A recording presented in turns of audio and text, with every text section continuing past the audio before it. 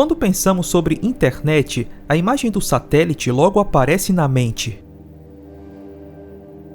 Imagens que nos apresentaram na escola e nos filmes. O que um satélite controla, que nós utilizamos, que o ser humano aqui utiliza? Hoje é tudo, cara. Essa propaganda transmite a ideia de que, sem os satélites, o mundo desconecta. Vamos voltar um pouco na história. Os países começaram a se conectar com cabos submarinos no século XIX. O primeiro cabo transatlântico foi concluído em 1858 para conectar os Estados Unidos e o Reino Unido. A Rainha Vitória comemorou a ocasião com uma mensagem ao presidente dos Estados Unidos, James Buchanan. A partir daí, as redes de cabos submarinos em todo o mundo foram expandidas gradualmente. Nos anos seguintes, mais cabos conectavam mais países e continentes. Em 1876, o telefone foi inventado e expandiu dramaticamente a comunicação. Em 1956, foi colocado o primeiro cabo transoceânico. Ele só podia realizar 36 chamadas por vez e tinha uma linha direta entre Moscou e Washington. No início dos anos 60, havia a ideia de conectar computadores uns aos outros. Em 1965, por linha telefônica, 2 computadores de longa distância foram conectados pela primeira vez, um em Massachusetts e o outro na Califórnia. Assim, nascia a internet. Em 1969, os Estados Unidos criaram uma rede militar chamada ARPANET, que inicialmente eram apenas 4 computadores conectados em diferentes universidades.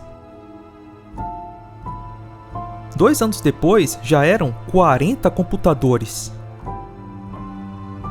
A rede com fios continuou a crescer.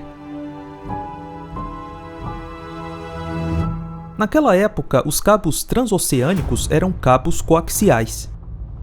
As conexões eram muito lentas. Na década de 80, o cabo submarino óptico foi inventado. Com esse cabo, telecomunicações de alta qualidade e capacidade foram possíveis. O primeiro cabo telefônico transatlântico a usar fibra óptica se tornou operacional em 1988. Ele poderia carregar 36 mil chamadas de cada vez. Ao longo da década de 90, centenas de outros cabos foram colocados, refletindo o aumento do uso da internet em todo o mundo. Hoje, o principal método para telecomunicação internacional é o uso de cabos submarinos. A realidade que podemos comprovar é que os países, mesmo em diferentes continentes, estão conectados à internet através de cabos submarinos de fibra óptica. Os cabos modernos usam tecnologia de fibra óptica para transportar dados digitais, incluindo tráfego de telefone, internet e dados privados. Várias rotas estão disponíveis caso algum cabo seja rompido. A capacidade de dados dos cabos submarinos é gigante, na ordem de terabits por segundo. Os cabos são mais seguros em águas profundas. Lá, eles podem descansar no fundo do mar relativamente plano. Quanto mais profundo, melhor. Próximo da costa, os cabos são enterrados para proteção, o que explica por que nenhum cabo é visível na praia.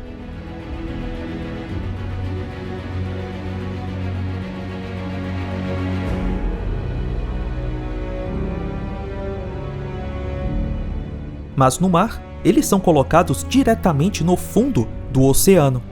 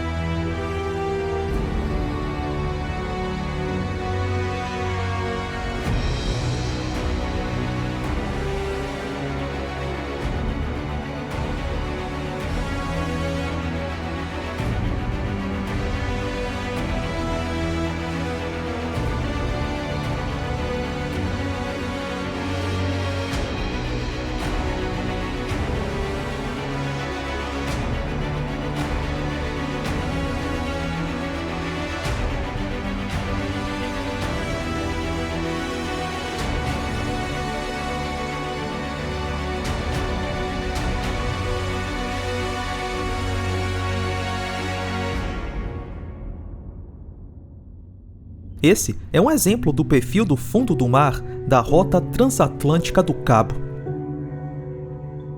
São milhares de quilômetros entre as costas. Mas oficialmente, isso é apenas uma ilustração que não representaria fielmente a realidade. Pois, oficialmente, em 13 mil quilômetros de distância, a água do oceano deve ter uma enorme curvatura.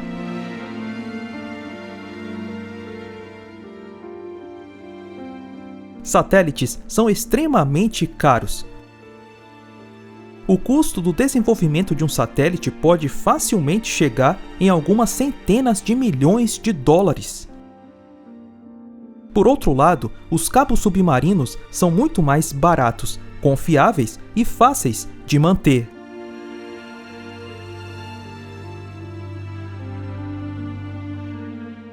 Na era moderna, as empresas de telecomunicações colocaram a maior parte dos cabos submarinos. As gigantes de tecnologia dos Estados Unidos começaram a assumir o controle. Facebook, Google, Amazon, Apple e Microsoft estão construindo os seus próprios sistemas de cabos submarinos.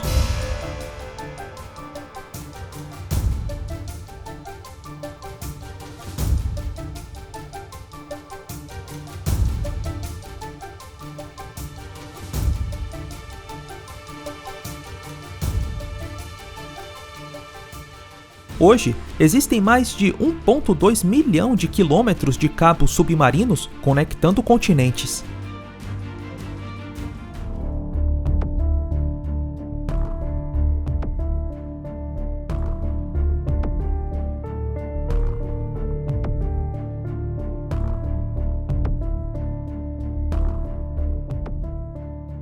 Operadoras de telecomunicações, corporações multinacionais, governos, provedores de conteúdo e instituições de pesquisa dependem de cabos submarinos para enviar dados ao redor de todo o mundo.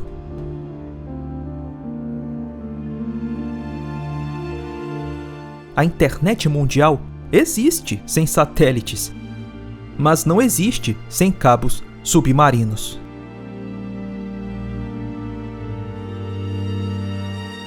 Além dos cabos, outro método poderoso de comunicação são as ondas de rádio. O alcance e a propagação das ondas de rádio depende das bandas de frequência.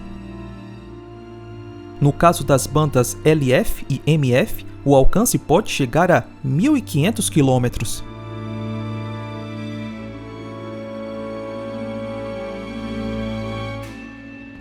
As ondas eletromagnéticas são atenuadas à medida que a distância percorrida aumenta.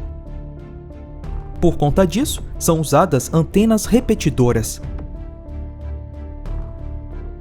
Muitas melhorias no alcance e potência dessas antenas foram feitas ao longo dos anos. As ondas de rádio são refletidas pelas camadas atmosféricas, o que possibilita a comunicação entre antenas a distâncias maiores.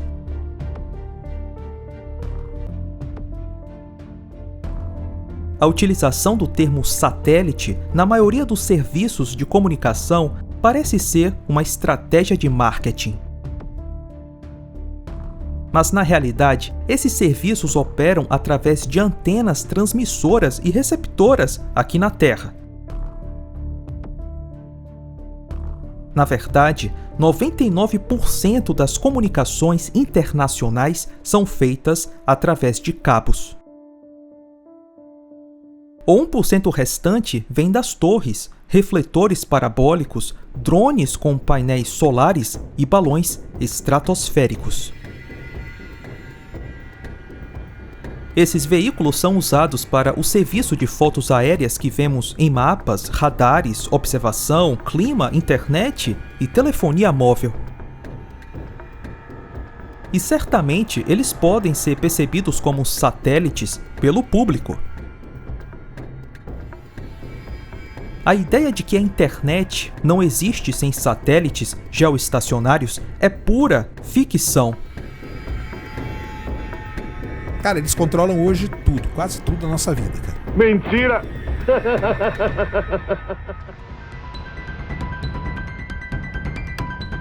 A origem do satélite vem da mente do famoso escritor de ficção científica Arthur C. Clarke. Em um livro de ficção científica de 1945, Arthur C. Clarke inventou o conceito do satélite geoestacionário para a comunicação. For the most intelligent inhabitants of that future world won't be men or monkeys, they'll be machines, the remote descendants of today's computers. They will start to think, and eventually they will completely outthink their makers. Satélites existem? Com certeza!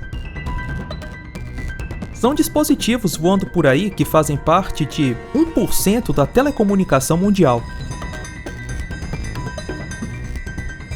Os outros 99% são os cabos submarinos.